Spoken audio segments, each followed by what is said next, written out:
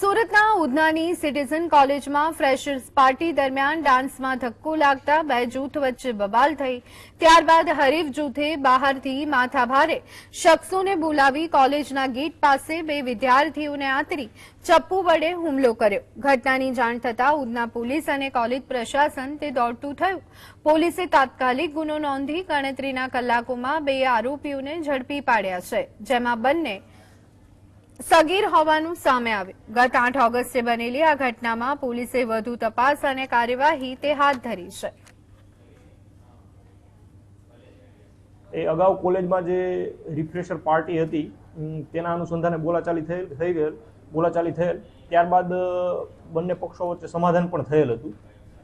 આ ગુનાના કામે જે છે ફરિયાદી તથા એના જે બે મિત્રો એ તથા બે આરોપીઓ એ ઉધના સિટીઝન કોલેજમાં અભ્યાસ કરતા હતા।